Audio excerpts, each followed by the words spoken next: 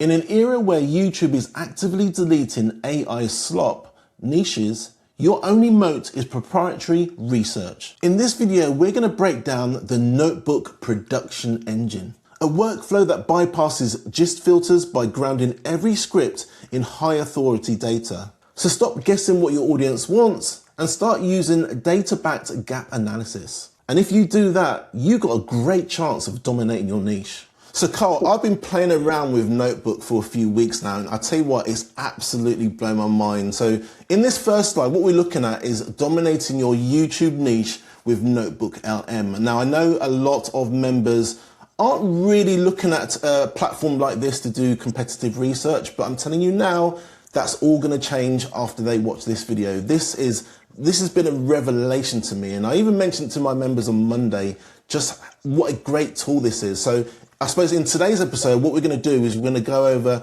just an overview of what Notebook can do for your YouTube channel. Yeah, it is. I'm so excited for this episode and for everyone to learn everything that they can do inside of NotebookLM, because it is, once you understand how to use it, is such a powerful tool for your content creation. It's going to be a big eye opener. So get out a pen and paper and start taking some notes. Absolutely. So I suppose the question is, what is NotebookLM? NotebookLM is a separate product of Google. Okay, so it's part of the, I suppose you consider it to be part of the Gemini family of chatbots. But what it is, it's more like Gemini but on steroids, Karl.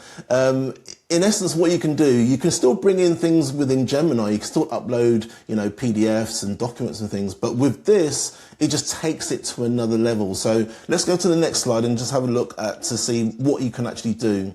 So in this slide, we're talking about the Content Intelligence Command Center. So what we're trying to do is, with our YouTube channels, we're trying to get that 1% better each time.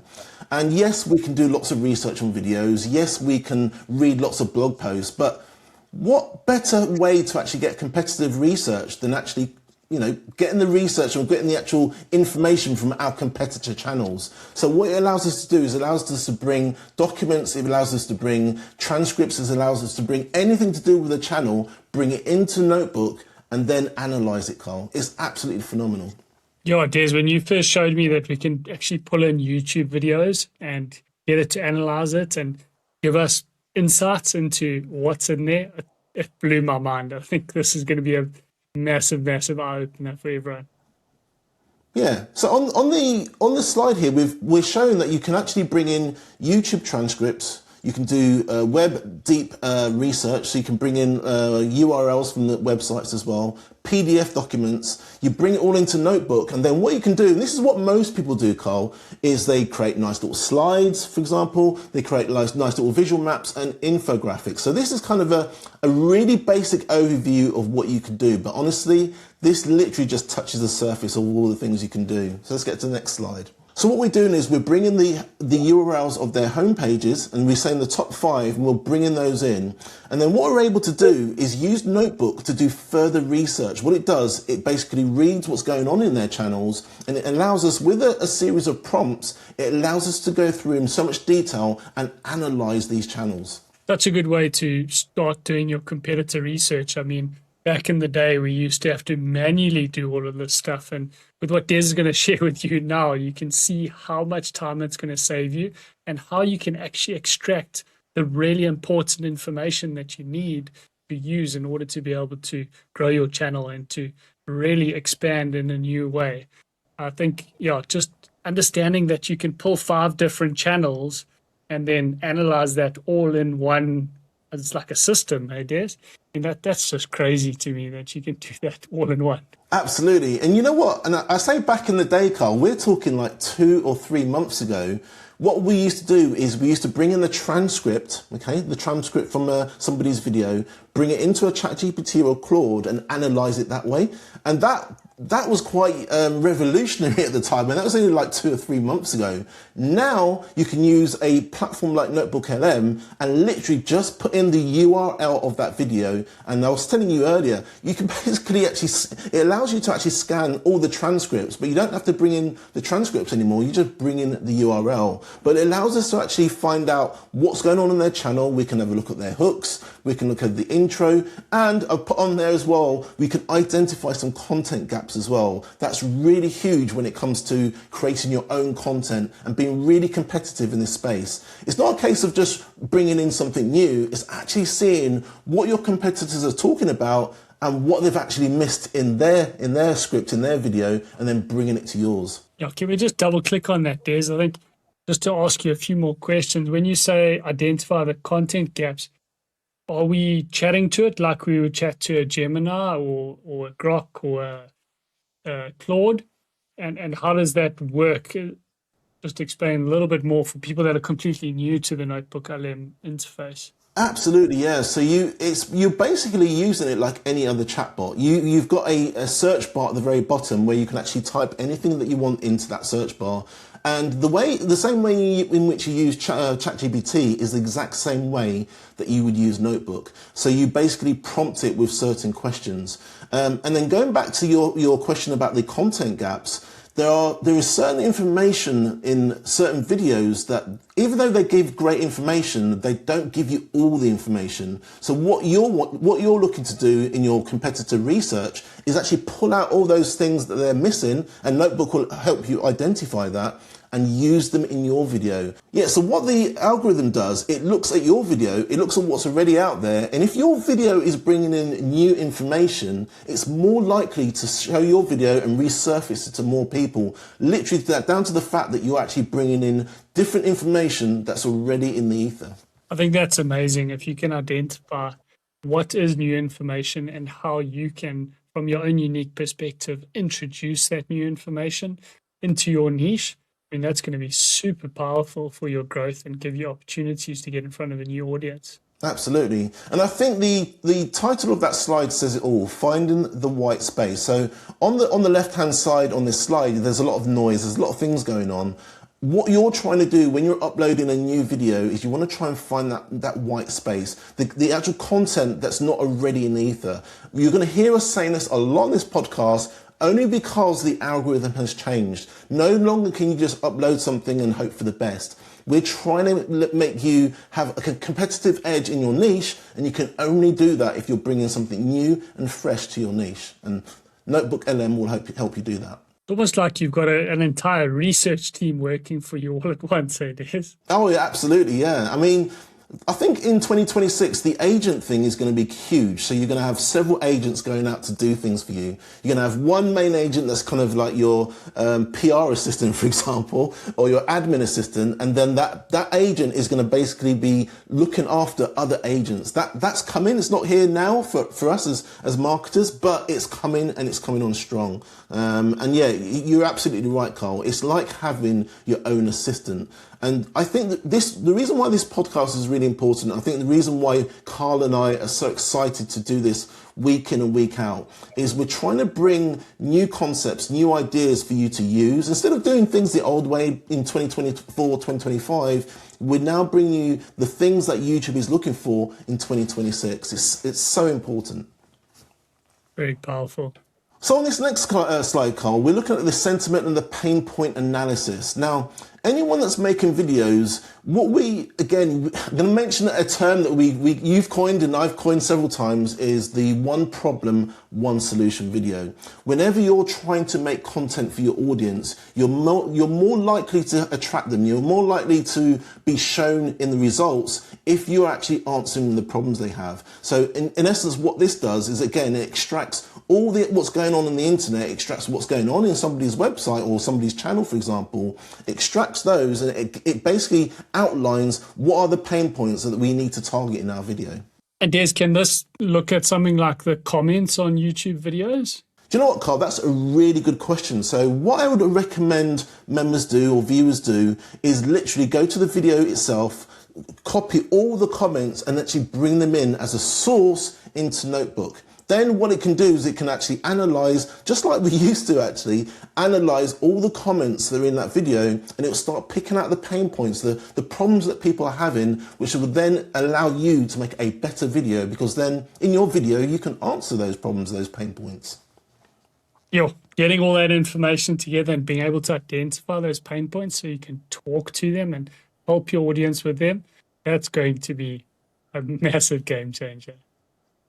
Absolutely. So let's go on to the next slide, Carl. So the very cool thing about Notebook is you can actually bring in from several sources, okay? So you don't just need to actually bring in a competitor URL of their video. You can actually bring in their website. You can bring in their LinkedIn, for example, their LinkedIn profile. You can bring in as much as you like to actually get as much competitive insight into what your competitor is actually saying online. And again, this is all intel, Carl, that you can actually use in your video. So you're drawing on all their information, making it putting it into like a systematic process that you can actually view and actually use then in your video, in your script. Yeah, the power of being able to pull so many different sources and information and then get it organized into one format, into mastering a good script for your audience and a good script for your YouTube channel is going to be powerful. I keep saying game changer, but I'm just like flabbergasted with everything that you're showing us here.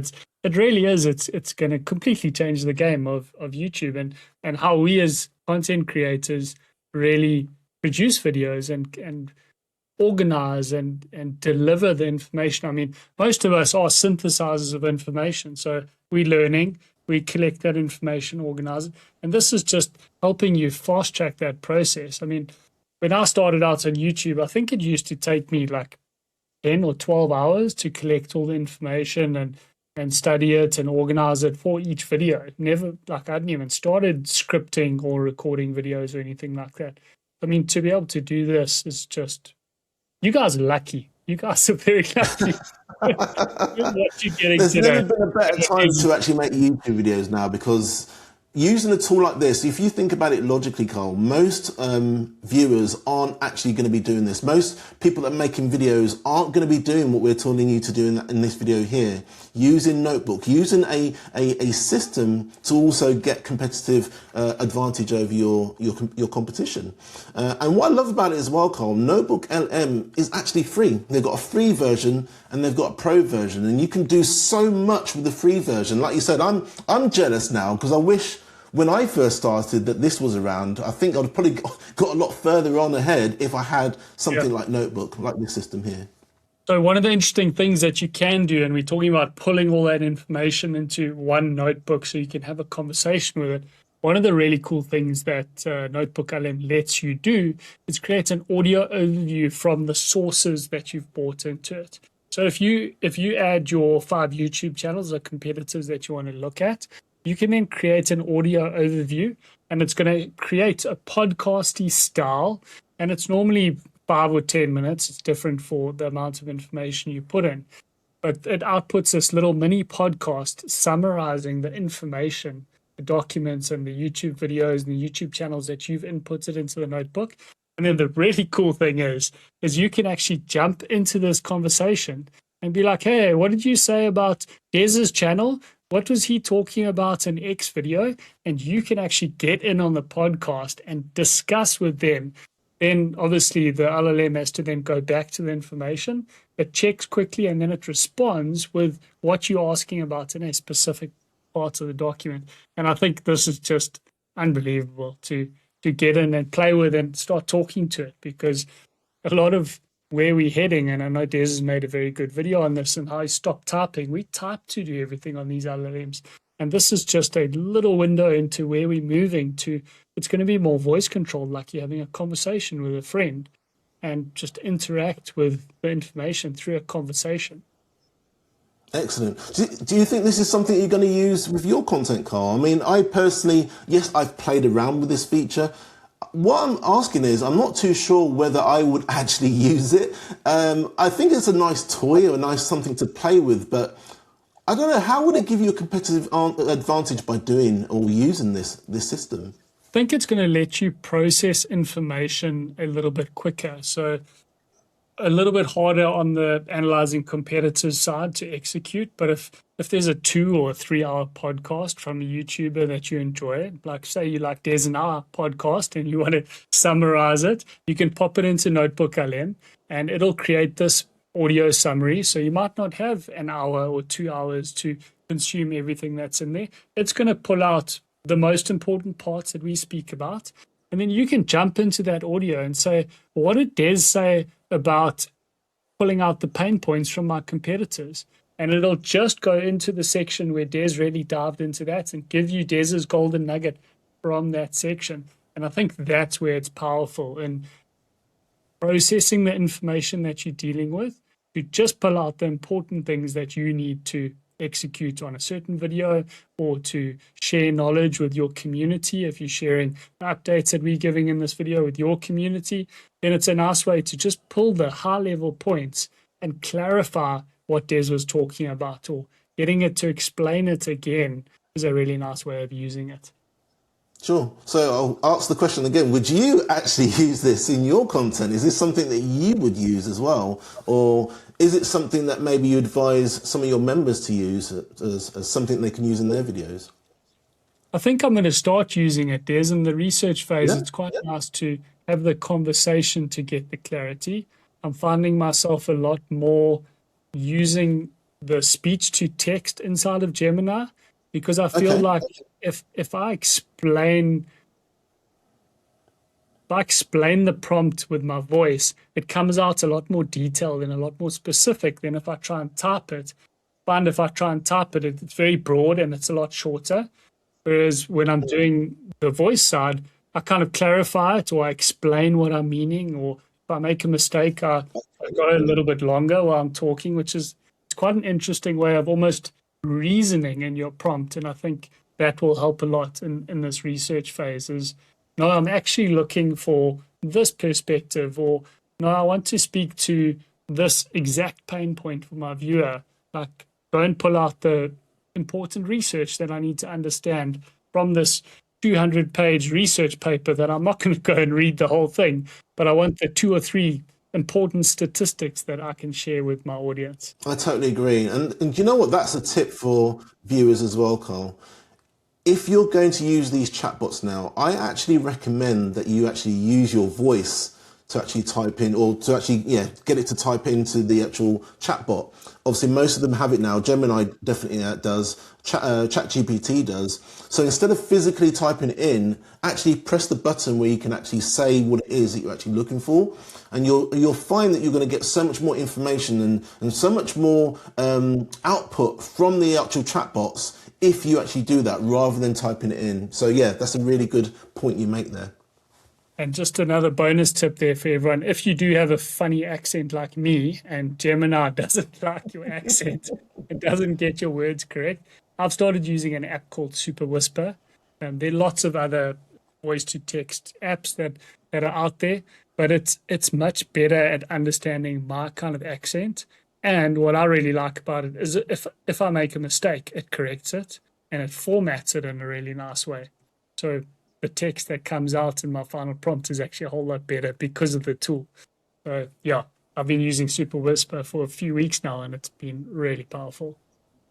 Excellent, excellent. So on this next slide, Karl, this is a feature that I've been using for a few months now, and I absolutely love it. And in fact, what you're seeing on the screen is the result of that. This presentation that we're doing today, this podcast that we're doing today, is all come from exactly what we're seeing on the screen. So we've uploaded kind of what we know about Notebook. We've uploaded it into Notebook, ironically, and it's basically come out with something that we can actually present in a YouTube video like this one.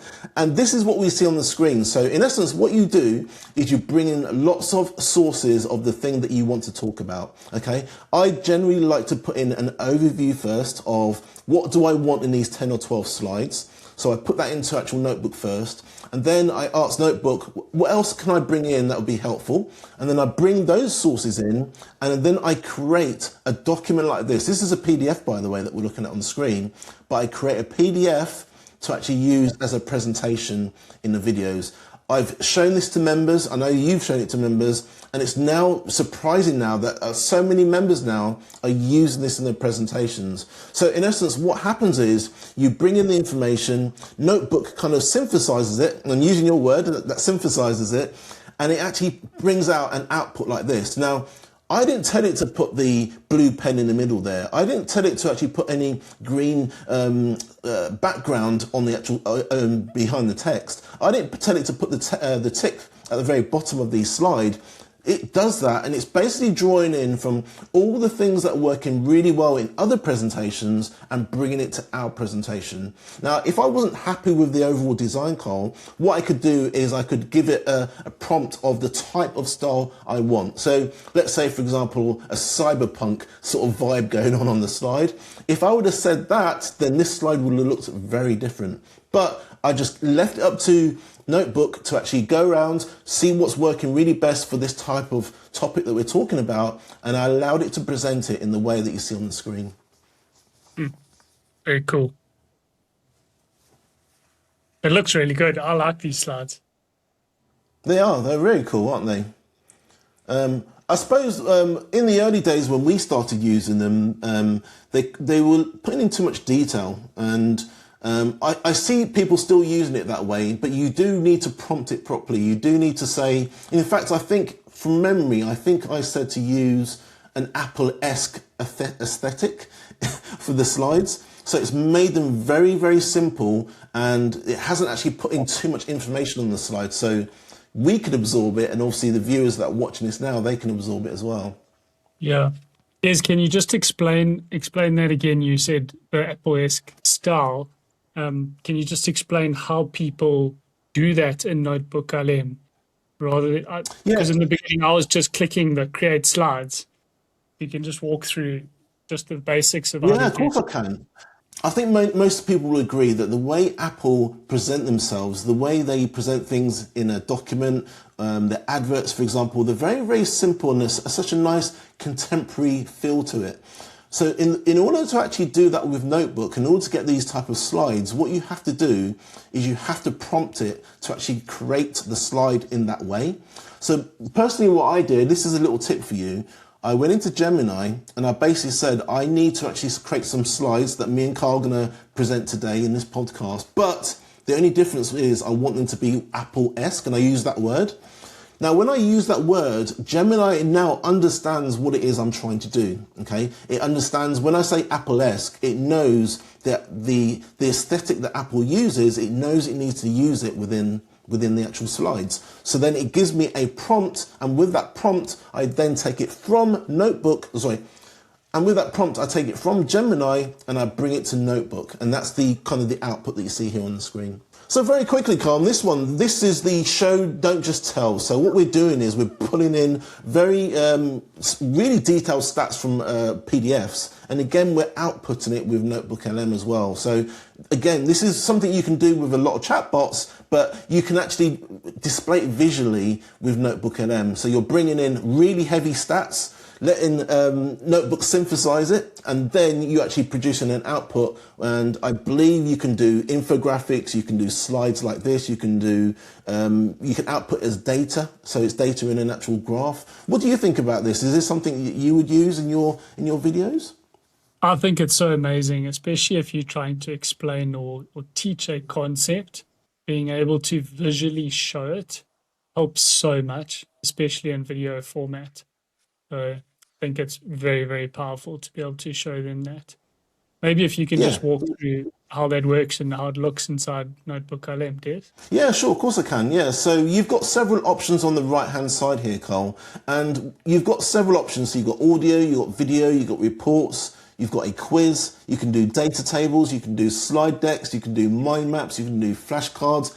And the one that I use a lot is infographics. I like to create an infographic and I like to create the slides as well. But if you're bringing in really, really heavy resources like PDFs and reports, you can actually display it really nicely by using one of the things in the studio here on the screen here, Karl. Okay, this is something that I use again initially. I don't use it anymore, but it's an amazing feature. So what you can do exactly the same as what we've been talking about in this podcast, Karl. So you can bring in lots of resources, have Notebook synthesize it, and then it outputs. Believe it or not, this is the nuts thing, and I'll probably try and do it in B-roll. Is it brings out an output that's a presentation, all right? So not only is it going through the slides, but there's a voiceover over on the video side of the actual output that actually talks over the slides. It's like a AI voice, as it were. Have you actually played with this? I think it's phenomenal. I've done a little bit, Des, and pretty much in the example I was talking about, where the very long form podcast, and I haven't got time to listen to the entire podcast, but I also want to see a few visuals with the audio, then I actually lean a little bit more towards this video overview. And yeah, it's really interesting what it comes up with and the concept. And then the one interesting thing that I'd like you to dive a little bit deeper on is you showed me how to customize the type of video overview that it gives you. I mean, that's really powerful. How do you dive into that or do that? Yeah, of course. It's exactly the same way as we were talking about with the slides. So you have to give it a style, okay? You can actually go through the options as well, actually, in Notebook, and actually go through some styles.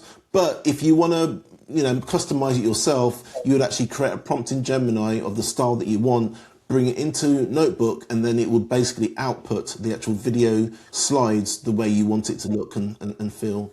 One thing I will also say as well, Karl, and this is right up your street, by the way, is with the video slideshow that you're going to get, you can actually download that. You can bring it in to your editing software, and then what you can do is you can detach the audio. So the AI audio that's actually on screen, you can actually detach it and then put your own overview. So the slides are still changing on the screen, but you can actually speak over it and just mute the AI overview if you want to use the actual output that Notebook has given you. Very interesting. Yeah.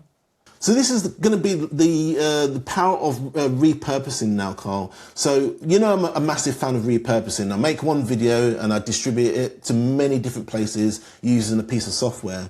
Now with NotebookLM, you can do that. You can do it perfectly. So from one master video, you put in your URL, you can actually create things like newsletters. You can create posts for X or Twitter, the old Twitter. You can create lead magnets from it by creating a quiz, study guides, for example. Is this something that you would probably use in your video, and would you find it quite powerful to use and that also tell to your students as well? Yeah, this just makes me so excited, Des. I mean, you use leverage so well, but this imagery really explains the leverage that you get. All the work that you do for one YouTube video can now be repurposed using the research document you had inside of NotebookLM into your newsletter, into posts, into lead magnets. So all the work you're doing, all the hard work that your research guys are going to get all the information, and the hard work that's being done in the LLM for you can now be used to create so many pieces of content. And this kind of leverage is where you get the real growth and the results. I mean, you're just testament to how much you can produce in a very short space of time. It's really, really powerful. And I don't think everyone understands this fully and how much you can create. And this is where I feel like we're going to get a big separation between the creators that are using these tools and almost exponentially expanding their reach because of how much content they can create in less time, versus the people that don't use these tools are kind of going to get left behind doing one YouTube video a week. Totally agree, Karl. And you brought in a good point, actually. This is what I do, and this is what I try to tell my students to do as well, is if you're making one video, if possible, try and extract as much out of that video as possible. So in our world, we call it repurposing. So you make one video, but you make different formats of that video. You cut it up, you split it up, you make social media posts, you make newsletters, you can have emails going out via that video. You can have quizzes, for example. You try to extract as much as you can. In essence, one video allows you to reach so many different places online that if you're looking at competition, there is no competition. If your competition are just making one YouTube video, compare it to you making one YouTube video and having the assets going out to so many different places, there is just no way they can compete with that. So by doing this, what you see on the screen, one video and several assets, you kind of getting ahead of the competition. It's giving you, I suppose you could say, an unfair advantage. So Karl, maybe you can take us through this slide. Why does this allow us to win in 2026? By using Notebook, how have we got a competitive advantage over our competitors by using this piece of software? Yeah, I think as content creators and YouTubers, we really want to be focused on delivering the most value that we can to our audience.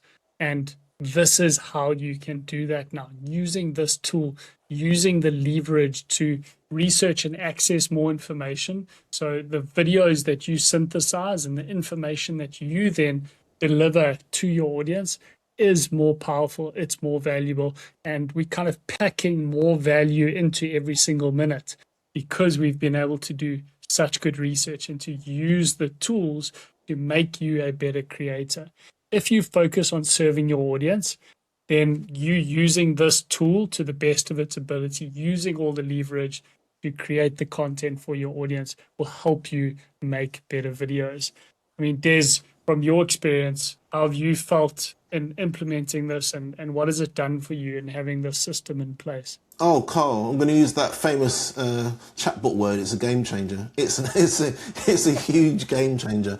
I think I was saying to you in the week as well, I'm not even really using Canva that much, and I love Canva, but using this tool now, it means I probably just touch things up on Canva or maybe just remove something that I don't need. But having this tool means I'm not spending so much time making slides. That was one of the worst things I wanted to do when I was making a video and I needed slides. I was thinking, oh geez, I've got to go into Canva now and, you know, bring in elements or bring in a template and then remove things and put things on there. Notebook just makes it so much easier. So in essence, what we're doing is we've not got an editor now for a lot of the videos. We're not basically using a graphic designer to actually help us design anything. We're not having to use a researcher to help us actually bring in research for the video. We're using one platform, and that platform is NotebookLM. It's absolutely brilliant. And the one other thing I wanted to ask you about, Des, is just explaining the people that haven't used NotebookLM but have used a ChatGPT or a Gemini, a broad spectrum chatbot. How does this work better to not give you this broad, bland response? How does NotebookLM work differently to just using ChatGPT? I think it works differently in the fact that it's plugged into Google. It's the Google ecosystem, as it were. So the likes of ChatGPT, and I know a lot of people love ChatGPT, but there are limitations to using a chatbot that way. Whereas this, like I said at the very beginning of the podcast, this is part of the Gemini family. It uses all of the resources that Gemini has, and Gemini is owned by Google. So Gemini is Google's own chatbot. But the difference between ChatGPT and a notebook, for example, is what Notebook does is it draws all the information from Gemini. It can bring in all the resources that you give it, and it can create these fantastic outputs, whether it's audio, whether it's video, whether it's tables, whether it's a presentation, whether it's slides, whether it's infographics. It just makes whatever you do, it just kind of makes you a much better content creator because you can do so much more with it. You're not having to rely on somebody that's quite professional at doing something. You can do most of it yourself in NotebookLM. And honestly, anybody that doesn't use this in 2026, they're going to find themselves behind the competition. No question about it. Game changer, Des, game changer. For those of you that have got it now, comment game changer down below. If you're in with this, it's a massive game changer for us. Yeah, very cool. So for those of you that want to learn more about this and go even deeper and really start applying this and implementing it into your workflow, then you must go and check out Des's community. He also runs a live cohort every single quarter where he goes through this with you live and takes you through how to use this, how to implement, and you get all of his awesome prompts, which I can tell you are golden. So if that's something you're into and you want to check out, we'll leave the links for you down below this description.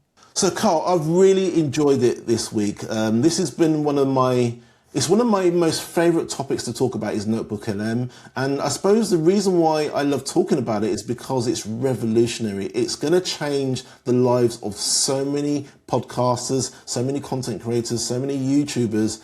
When they actually start realizing the power of this and what it could actually do for you, I think they're going to be amazed.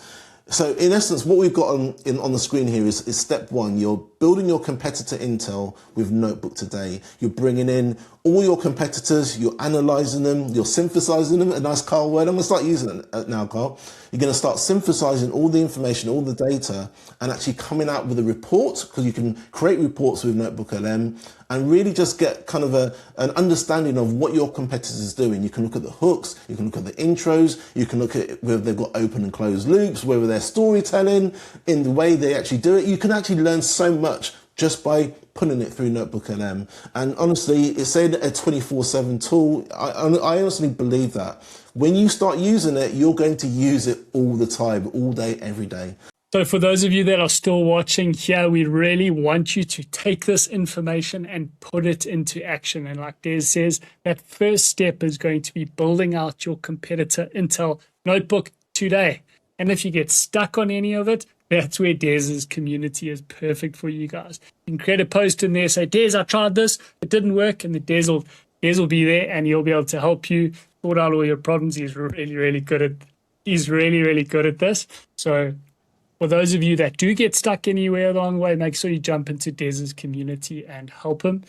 And then the next thing we're going to dive into is GEO versus SEO versus AEO. And what are the differences? And it might sound a little bit complicated, but it's everything that we need to learn in how the LLMs are adapting, how SEO is moving away a bit because of the AI summaries that all of you would have seen. We'll dive into what those AI summaries look like. But if you want to adapt and start getting traffic from the likes of NotebookLM, Gemini, Grok, and ChatGPT, this is a great opportunity for you to discover how you can optimize your videos for the future. So we'll see you in the next video. Excellent. Thank you so much, Karl. See you in the next podcast. Yes.